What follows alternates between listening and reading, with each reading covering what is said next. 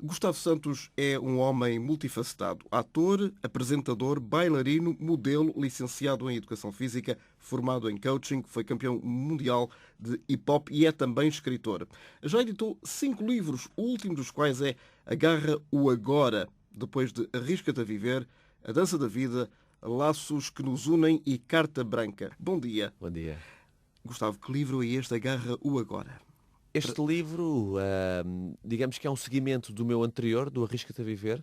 É aquilo a que eu gosto de chamar um manual de paixão.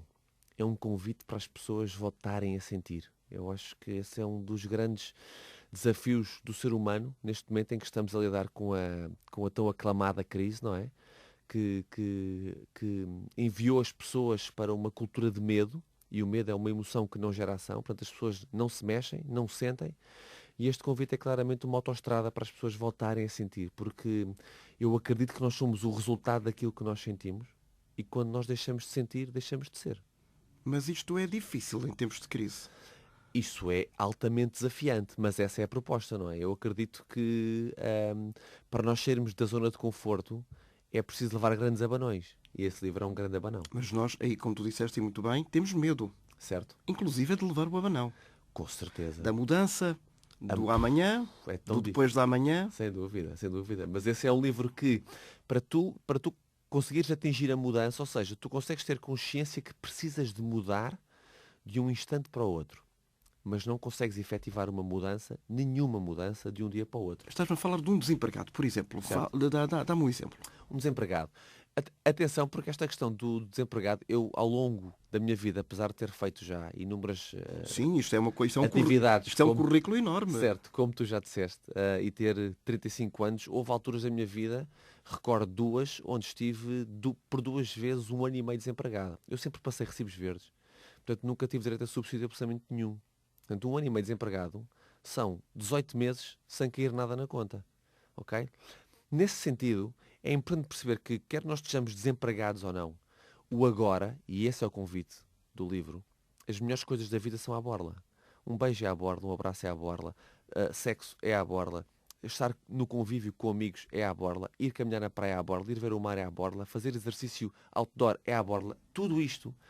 Mas isso não pagam as contas da mercearia nem do gás nem da luz. Certo, mas isto são um mar de sensações que tu podes usufruir, estejas empregado ou desempregado. O que acontece é que as pessoas, por estarem desempregadas, têm a mente sempre a manipulá-las e a dizer-lhes que não valem nada, que são inúteis, que não conseguem nada, que nunca vão ter o emprego que querem, que não vão a conseguir pagar as contas. E o que se passa é que as pessoas passam os dias tão focados nestes problemas que não se permitem a viver as soluções que passam por este rol de coisas que eu te acabei de dizer. O que acontece muitas vezes é que basta às vezes nós sentirmos, e basta 15 minutos por dia. Nós temos 1440 minutos por dia, basta 15 minutos de paixão por dia para tu sentires que o dia valeu a pena. E é muitas vezes nesses momentos de sensações que tu consegues encontrar as respostas que tu precisas ter para retomares a tua vida. O estar desempregado não é mais, e quando o governo disse isto, eu apoio isto, porque isto é uma oportunidade de mudança. Eu estive desempregado várias vezes. Quando tu vês que eu mudei de profissão aí inúmeras vezes, é porque a profissão onde eu estava não me dava trabalho. Dá-me um exemplo. Com quantos anos é que estiveste sem emprego pela primeira vez? Olha, eu lembro-me de eu ter comprado casa. Eu comecei a trabalhar aos 18. Comecei a dar aulas de dança aos 18, de hip-hop, durante bastantes anos. Lembro-me de ter comprado casa por volta dos meus 24 anos e lembro-me de 6 meses depois de ter comprado a casa e ter assumido esse compromisso brutal com o banco, certo? Ficar sem trabalho. Eu fiquei mais de 1 ano sem trabalho. Mais de 1 ano sem trabalho. E tinhas 24 anos. Tinha 24 Portanto, anos. não é aquela meta dos 35, que a partir dos 36 sensivelmente já se é velho para trabalhar. Atenção que eu estou a fazer 36 daqui a um mês. Espero que seja mentira.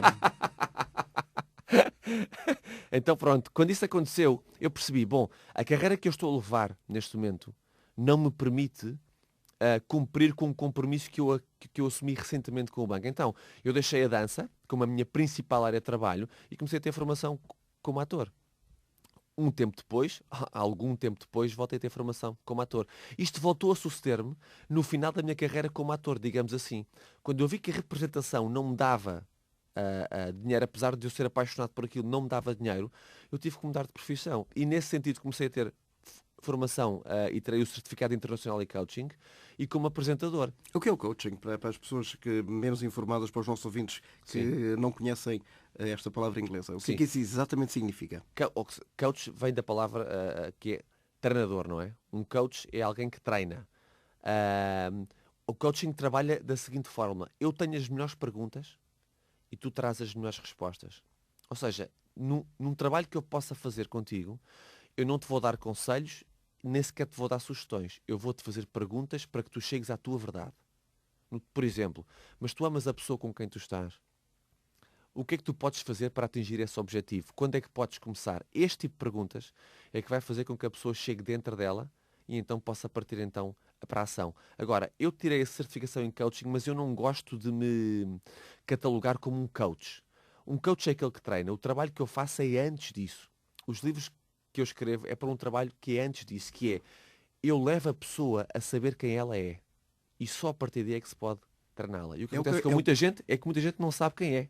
Justamente vive na ignorância, vive no dia-a-dia, nem sequer se questiona. Nem sequer se questiona. Quando tu te fazes uma questão, ou quando tu estás perante uma questão, tu vens diretamente ao agora. Por isso é que esse livro tem mais de 150 perguntas. Vamos a exatamente. Este é um livro de autoajuda, sem dúvida. Desenvolvimento pessoal, sim. Que é baseado num questionário. Sim. Sim. É baseado em... São mais de 150 perguntas, ou seja, cada pergunta, e algumas delas aí são tremendamente difíceis. São aqueles abarões que nós falámos há bocadinho. Sabes de cor algumas delas? Ou todas elas? Não. Todas é impensável. Já escrevi o livro há uns meses. Sei que algumas se referem claramente ao perdão, outras claramente à aceitação, outras claramente à entrega, outras claramente à paixão. Quais são as tuas paixões? As pessoas não sabem o que é que as apaixona. Isto é muito grave. Sabemos mais ou menos do que é que gostamos e de quem é que gostamos. E de quem é que não gostamos também. Sabemos mais ou menos, foi o que tu disseste.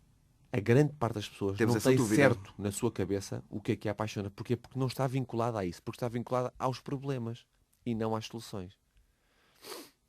Não, estou a continuar a ouvir. Tu disseste que eras um bom ouvinte. Exatamente. Talvez, eventualmente, perguntador, mas gosto muito de ouvir e justamente neste caso, este é o Agarro Agora, do Gustavo Santos, com quem estamos a falar, é um livro de perguntas e de respostas. E exercícios também. Exercícios. Dá-me um exemplo de um tema ou de uma pergunta difícil.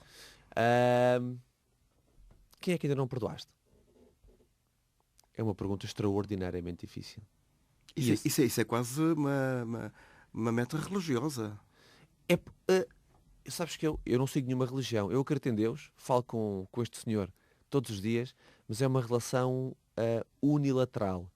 Eu não lhe peço nada, mas agradeço-lhe tudo. Sinto-me bem a agradecer, mas não lhe peço nada. Eu sinto que sempre que pedimos alguma coisa a Deus, digamos assim, não é?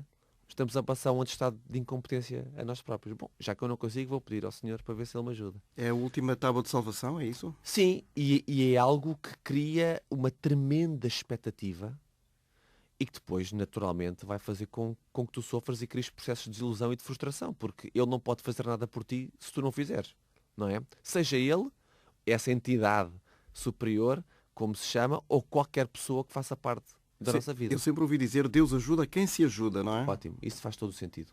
É como que tu tens sorte se tiveres mérito.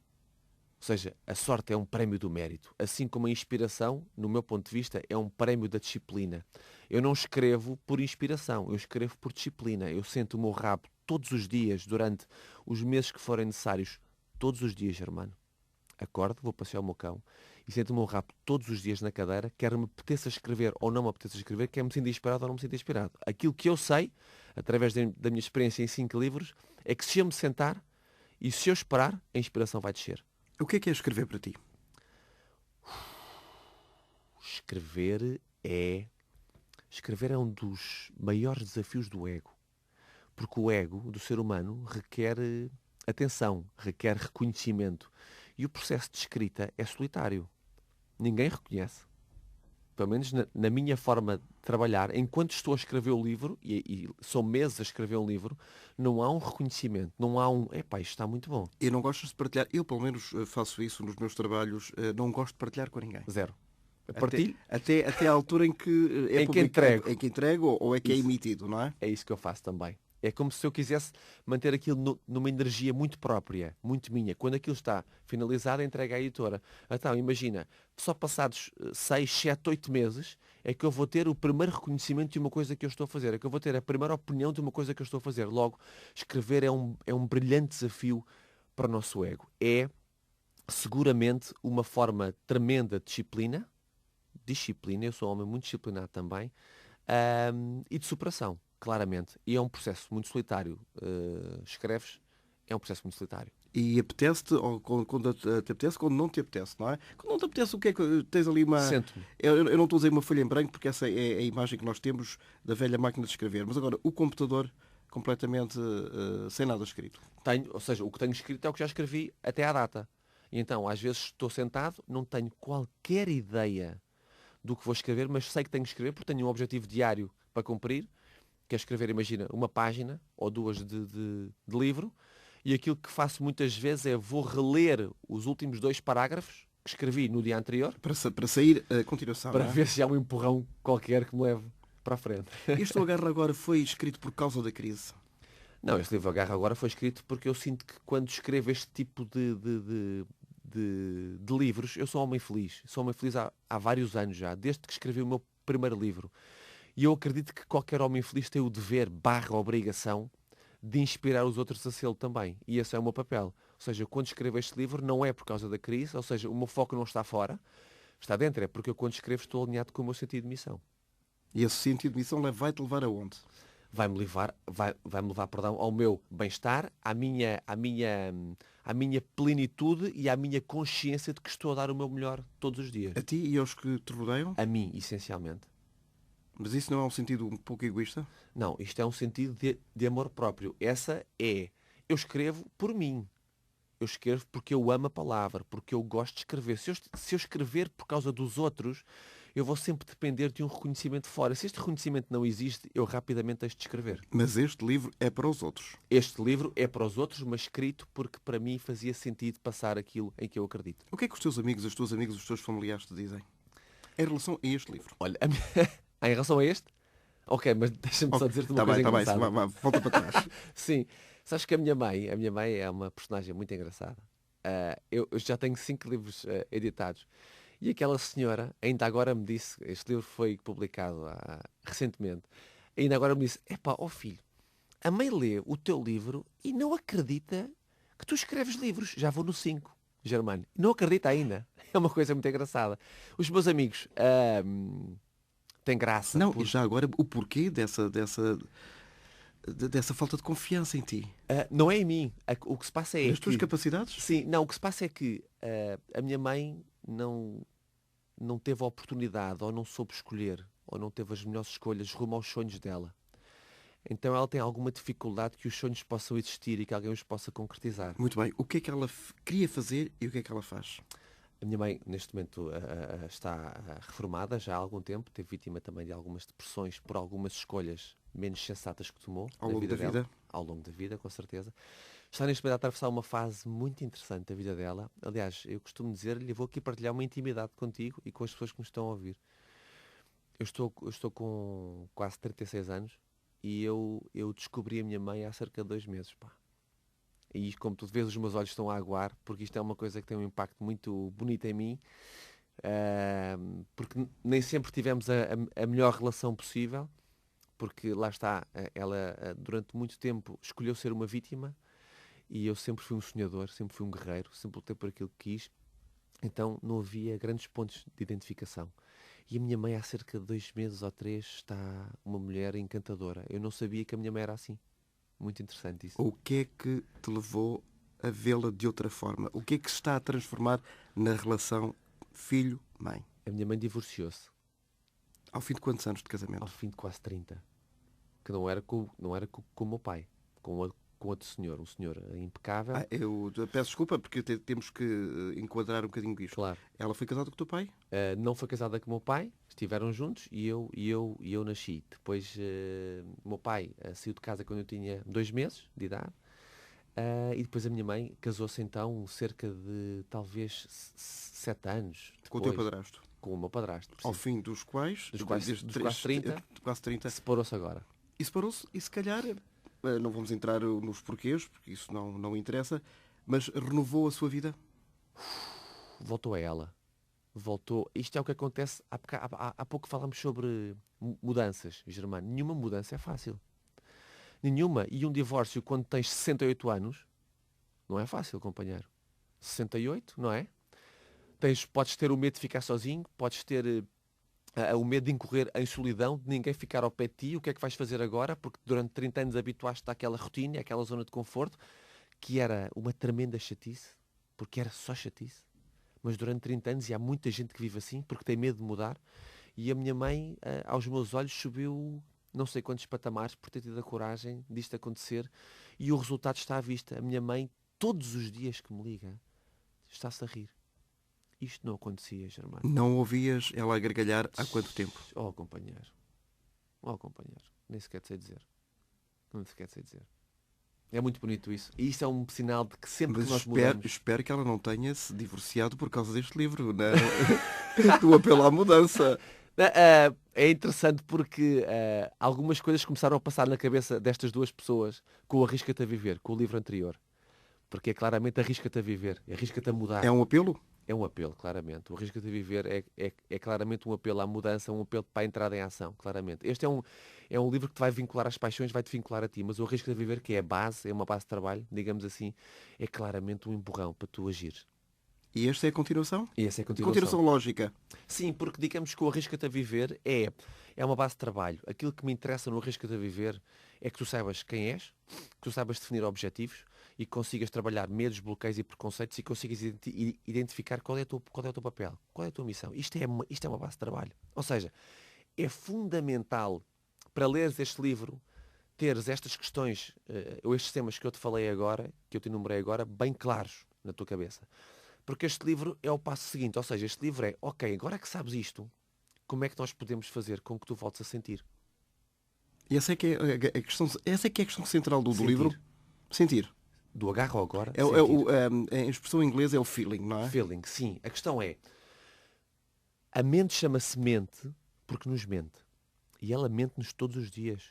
E Germani vai mentir-nos até ao último dos nossos dias. Ela vai nos mentir, maltratar e manipular.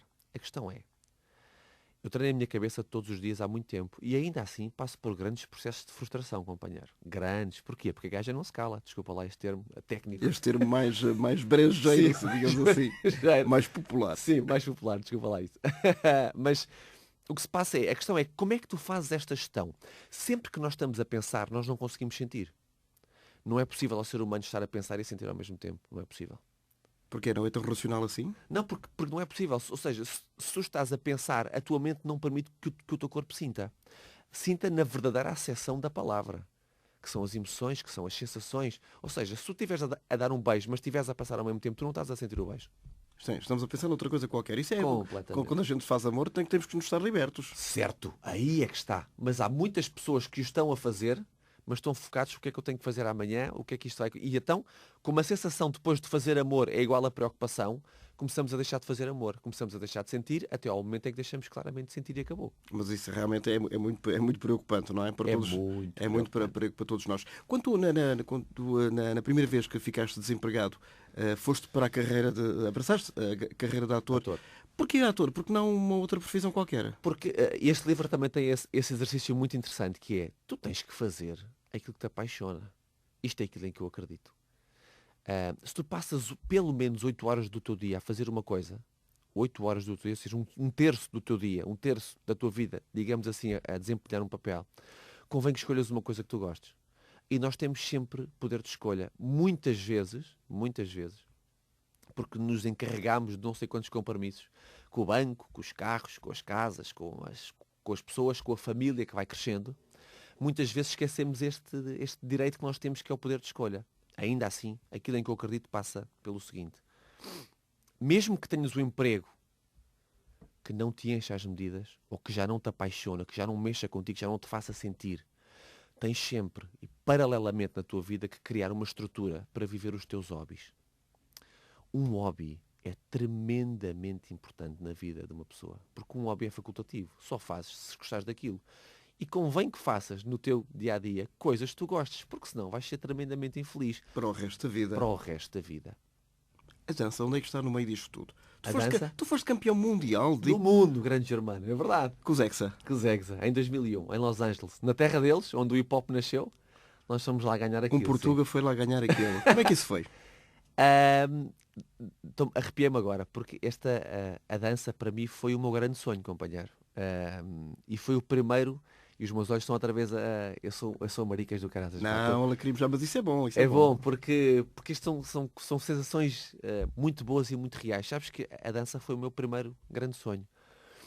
Foi o primeiro sonho pelo qual eu realmente lutei. Quando eu disse à minha mãe e ao meu pai, em tempos diferentes, porque eles eram separados, vou deixar o curso superior de Educação Física e Desporto a meio do 5º ano da faculdade.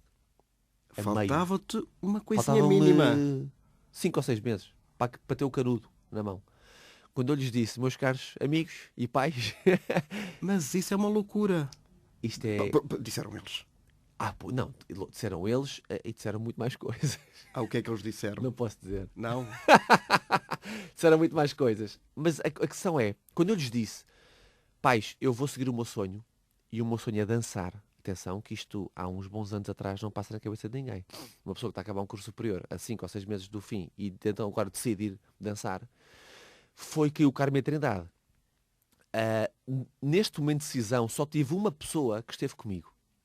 Um grande amigo, que ainda hoje é um grande amigo, que ainda curiosamente era um colega de estágio. Ou seja, eu já estava a dar aulas numa escola, porque era um ano de estágio já, da faculdade, e era a pessoa que seria mais prejudicada, que eu saindo do estágio, é ele que fica com o trabalho dele mais o meu. E foi a única pessoa que esteve ao meu lado. Quando isto acontece, quando eu escolho isto, quando eu dou o significado certo àquilo que eu ouvi, que é, esta gente não sabe o que é sonhos, eu não posso gastar muita energia aqui, eu vou viver claramente o meu projeto de vida. E é sempre assim, há sempre 2 projetos de vidas. Aquele que tu queres e aquele que os outros têm para ti. Ou aquele que é possível. Mete o terceiro. Aí temos que falar um bocadinho. Temos quanto tempo ainda? Temos Temos muito tempo. metade. Deixa-me só dizer-te uma coisa, que é o seguinte, Germano. Esta escolha minha, que aparentemente não seria possível, porque não havia futuro, porque não havia nada, fez com que eu não só tivesse vencido o Campeonato do Mundo com este grupo, como depois fui campeão nacional como coreógrafo no ano a seguir, nacional. Eu vivi tudo o que um bailarino podia viver. Nós treinávamos 6 horas por dia. 6 horas por dia. Aquela era claramente a nossa vida. Não recebíamos praticamente dinheiro nenhum.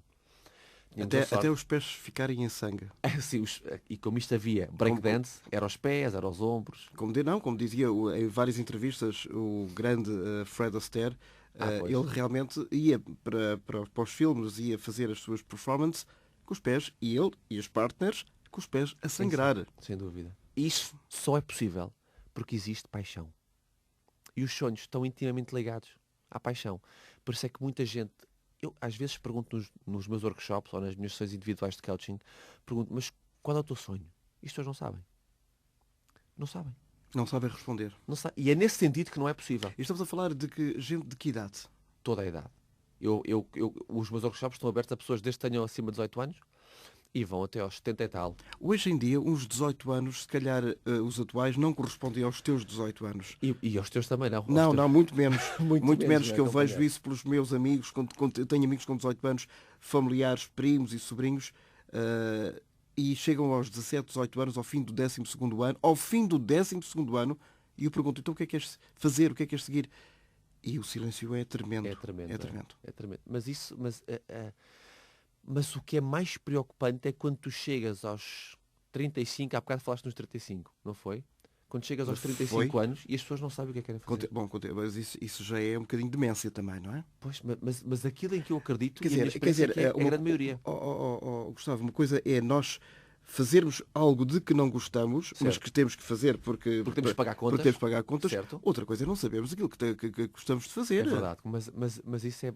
Se tu fizeres esta pergunta a 5 pessoas, eu tenho a certeza que 2 não sabem.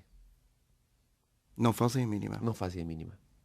Porque sempre se habituaram a ter que fazer, a dever fazer. E não a querer fazer alguma coisa. Quando é que saíste de casa? Saíste com 18 anos? Não. Eu saí de casa quando comprei a primeira, saí aos 24. Bom, 24 anos. O facto de teres saído de casa ajudou-te a fazer a libertação? a causar a tua independência. Completamente. É um desafio. Ao contrário dos jovens que hoje querem, mas não podem realmente sair com a idade de que gostariam, porque estão cada vez mais dependentes dos seus pais. Certo. Em teoria, pelo menos. Em teoria, pelo menos. Eu também acredito nisso, mas também aceito isso que tu me estás a dizer. Sair aos 24 anos foi uma lufada de ar fresco. Sentia-me já muito saturado, porque, como disse, vivi num ambiente, muitas vezes, de cortar a faca entre aquele casal no meio daquilo. Duas excelentes pessoas, mas não gostavam uma da outra. Não é possível as coisas correrem bem. E só descobriram ou só quiseram realmente dar o passo ao fim de 30 anos? Não. A minha mãe descobriu uma semana a seguir do casamento. Bom, foi 29 anos Foi e não sei quantos meses infeliz. Agora imagina o que é viver nisto. Mas, pois, eu tinha que convidar aqui a tua mãe para ela dizer de sua Beijinho, justiça. mãe, estás um espetáculo. Mas pode acontecer com muitas mulheres. Pode acontecer com muitas mulheres. Seguramente. Porque o medo de não saber o que é que aí vem faz com que elas fiquem precisamente no mesmo sítio. Por isso é que eu te disse, o medo é a única emoção que não gera ação. Então as pessoas ficam. Tu tiveste que enfrentar o desemprego a primeira vez com 24 anos. Sim. E a segunda vez? A segunda vez foi há 4 anos aproximadamente. Sim, 4. Portanto, já depois, na década dos 30. Sim. O que ainda tornou pior ainda a situação. Sim, porque é um tumulto grande que é. Epá, eu já tenho mais de 30 anos. Não tenho trabalho. O que é que eu faço à minha vida, meu? O que se passa é que... Sentiste desmoronar-te o teu universo? Companheiro, alguns dias sim, algumas fases sim. E é nesse momento em que a mente nos está a poluir, nos está a sabotar, porque isso acontece com toda a gente e vai ser assim até ao fim, que nós temos que nos agarrar às nossas paixões. Mas o que é que eu gosto? De escrever, vou começar a escrever um livro. Quando eu começo a escrever um livro, apesar de não receber nada, a minha cabeça já não pode dizer que eu sou um inútil, porque eu já estou a produzir alguma coisa. Ok? Quando eu brinco com... Agora, na altura, não tinha cão. Por acaso, houve uma altura em que já tinha cão. Quando eu vou para a rua com o meu cão, os cães são mestres do agora. Os gajos estão sempre no momento. Eles nunca estão no passado, nem no nada. Estão sempre no momento. Eles são mestres. Eu ia para a rua com ele. Só o facto de estar a brincar com ele, a interagir com ele, fazia com que a minha cabeça se desligasse desse sentimento de inutilidade que me dizia. Portanto, combater isto é possível, mas é preciso estarmos atentos. Porque de um momento para o outro ela começa a manipular-nos. Ela, a nossa mente. E faço-te uma recordação que o penúltimo prémio Leia, portanto, que foi entregue em 2011, foi a um engenheiro desempregado. Que decidiu, depois de estar desempregado, decidiu começar a escrever. E ganhou um livro. E ganhou um prémio. Um prémio. É isso mesmo. Vinculou-se a uma paixão dele e teve depois o mérito e o reconhecimento. Há aqui uma parte do teu livro que diz o seguinte, sensivelmente: libertação dos fantasmas do passado para deixares de viver em expectativa de uma realidade que pode ou não acontecer. Certo. Mas isto é o normal. Isso é o normal acontecer, que é as pessoas viverem com expectativas. A questão é, o que tem que ser trabalhado é tu conseguires viver sem expectativas. Uma coisa é tu viveres com expectativa, ou seja, tu dependes, a tua ação depende de um resultado que tu não controlas, que é o resultado de um outro. Imagina, preparas um jantar surpresa. Eu preparo um jantar surpresa para a minha namorada. Estou a preparar aquilo com a expectativa que ela vá gostar. A expectativa faz com que nós consigamos projetar na nossa cabeça a reação exatamente igual que nós queremos que essa pessoa tenha. Essa pessoa teve um dia desgraçado, chega a casa, apesar de nós termos feito um jantar surpresa, não vai reagir. Quer despejar aquilo que descansar, ir para a cama e tomar um grande banho. Então ela não vai reagir da forma que nós projetamos. O que é que vai acontecer? Como nós criamos esta expectativa, além desta pessoa ter tido um dia desgraçado, nós ainda a vamos culpar. Eu faço-te isto, eu fiz isto tudo por ti e é assim que tu vais reagir. E ainda vai fazer com que eu nunca mais repita isto. Ah é? Nunca mais te faço nada. Isto é expectativa. Isto é cobrar aos outros a nossa própria expectativa, não é? Certo. E é por isso que a expectativa é tão perigosa. Então eu digo sempre às pessoas que troquem a expectativa pela esperança. Ou seja, prepara um jantar, mas prepara-o por ti. Curte o jantar que estás a preparar. Diverte naquilo que estás a fazer por ti. Quando for o momento da pessoa usufruir, se ela quiser usufruir, fantástico. Se não conseguir usufruir hoje, usufruir amanhã. Para que é que não seguiste o curso de Psicologia? Boa pergunta. Nunca me tinha passado isso pela cabeça. Eu acredito também que o coaching tem um método de abordagem muito mais assertivo e mais rápido e mais eficaz do que a psicologia. Porque a psicologia vai mesmo à raiz. E o coaching identifica o problema e rapidamente parte para a ação. Pelo menos na minha forma de trabalhar o coaching, que é uma forma também um bocadinho autodidata. Digamos que a minha certificação não foi por um tempo louco, não. Foi uma semana intensa. Foi só isto. Só que o que se passa é que, e eu acredito muito nisto, Germano, que é, tu só podes falar sobre isto, só podes trabalhar com pessoas se tu te sentires um homem feliz. Se tu te sentires uma pessoa feliz. Não, mas tem a que ser uma experiência condição da vida, obrigatória. tu falas assim porque passaste por experiências Exatamente. complicadas. E isso era o que eu tinha a dizer Não agora a podes seguir. falar de cor. Era isso que eu... Claro que não. Não podes falar o que leste em livros ou que ouviste outra pessoa a E dizer. é uma coisa que eu não percebo. Porquê é que a maior parte dos sexólogos são divorciados? Pois, se calhar porque gostam de repetir frequentemente novas experiências, não faço a mínima ideia. Ou então pedir aos outros para não cometer os mesmos erros. Também é uma perspectiva. Também é uma perspectiva. Pode ser por aí, não é? Mas aquilo que tu disseste é muito interessante, que é, só se pode inspirar os outros baseado na nossa verdade. E a nossa verdade vem precisamente do ADN da nossa experiência. Se não temos experiência, não podemos falar sobre isto. Mas podemos falar sobre outras coisas. Querido, mudei a casa. Certo. Como é que é? Tu estiveste lá, é um programa de grande sucesso que é Sim. emitido na SIC Mulher, portanto na televisão por cabo, e que provavelmente muitos dos nossos ouvintes têm a possibilidade também de seguir Sim. em suas casas noutros Na países. SIC Internacional. Justamente. Sabes que eu estive em Moçambique e fui reconhecido na rua A sério? por 3 raparigas por causa do querido. Exatamente. Quanto foi tempo é que lá giro. tiveste?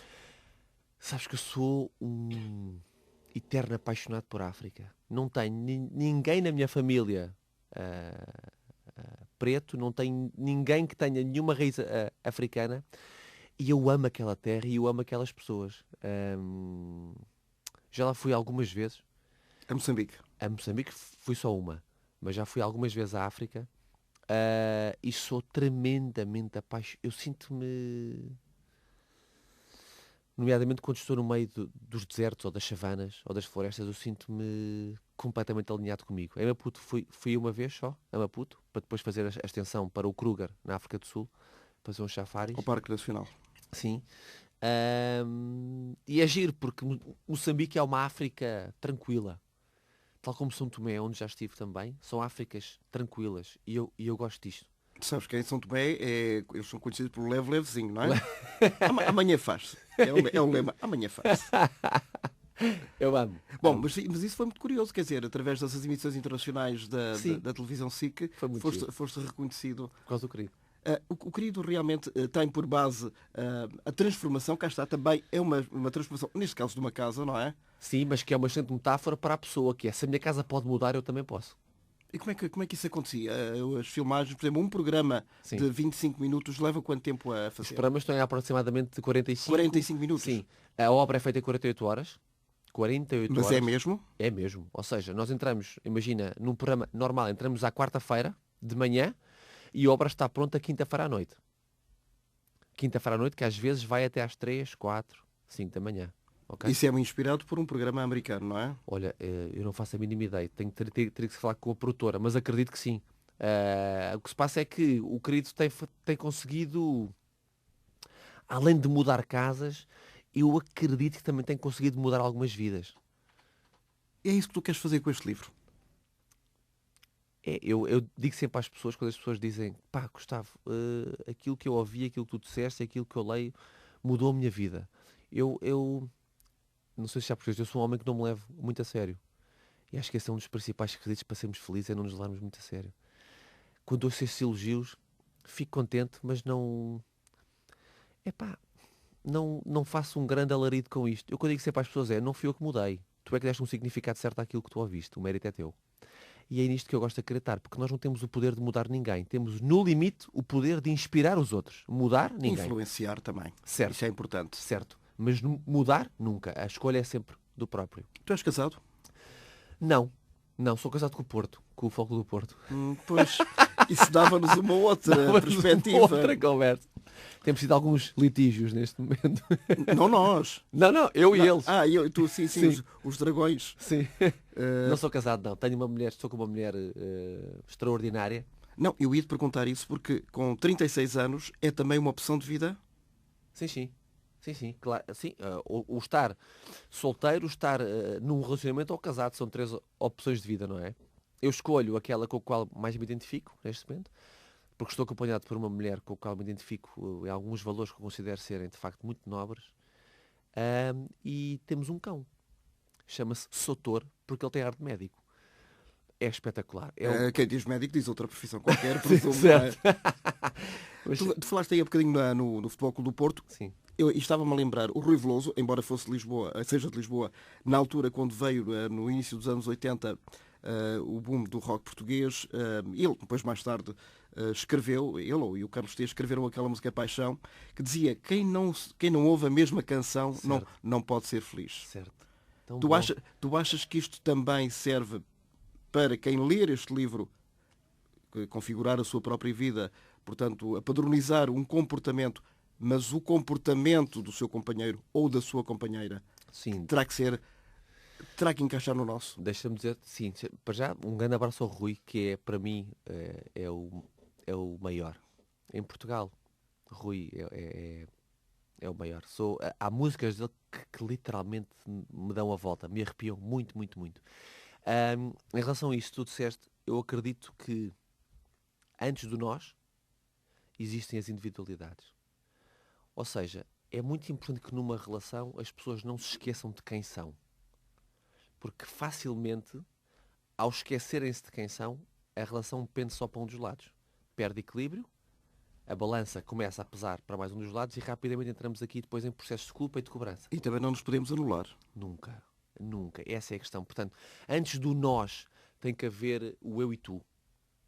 Só depois é que existe o nós. Aliás, eu penso que o nós só poderá ser incondicional e verdadeiramente prazeroso se o eu e tu estiverem seguros de quem são, do que querem e de qual a importância da relação então nas suas vidas. Isso tudo vai desembocar numa coisa chamada felicidade? Seguramente, porque aqui eu acredito que a felicidade é tão somente saberes quem és e respeitar os teus valores. E eu agarro agora, pode contribuir para isso? O Arrisca-te a Viver tem, que é o livro anterior, tem claramente... Como tu disseste, é uma rampa de lançamento, certo, não é? E tem claramente esse boost, esse empurrão o Arrisca-te faz-te a pergunta, és feliz? Atenção, que esta é uma pergunta extraordinariamente complicada para responder. Sim, para fazer é muito simples. Sobre as palavrinhas, és feliz? Para responder é extraordinariamente complicada. Agora, claramente que se tu respeitares os teus valores, tu souberes quem és e respeitares os teus valores, és claramente uma pessoa feliz. Esse livro já é, digamos assim, o Agarro Agora é um livro para pessoas felizes. Porque a partir daí o que vai... Que já estão na meta seguinte, que não é? já estão na etapa seguinte, precisamente. Gustavo, uma última questão, porque realmente estes 40 minutos... Já passaram quase 40 minutos. Pá, exatamente.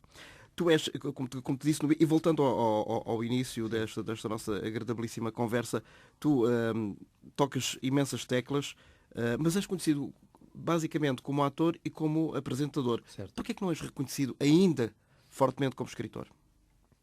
Apesar de já ires no teu quinto livro. Os 3 primeiros livros foram, na minha opinião, mal divulgados, apesar de ter, em 2 deles, ter estado em 2 editoras já com algum renome, digamos assim. O primeiro livro que foi realmente publicitado foi o Arrisca-te a Viver, na Esfera dos Livros, porque eu mando um grande abraço, porque é uma editora extraordinária, de gente muito, muito, muito competente. E depois, não só por isso, mas porque Portugal é um país de preconceituosos. Portugal é um país de preconceituosos. E então nós vivemos aqui numa sociedade de pares improváveis. Se tu tens uma carinha engraçada, não podes ser inteligente. Se és bem sucedido... Isso dá para homem como para mulher, não é? Igual. Se és bem sucedido, não podes ser honesto. Portanto, como a maioria das pessoas não sabe quem é, como é que eu posso ter 2 coisas? Bem aparentado e inteligente. Se tivesse que deitar uma fora, qual é que libertarias? Não, para mim, o principal dos valores reside na paixão. Sejas feio, gordo, magro, bonito, o que interessa é saber quais são as tuas paixões para que isso te possa permitir sentir. E acredita que as pessoas mais bonitas são aquelas pessoas que estão de bem com a vida, que estão alinhadas com as suas paixões.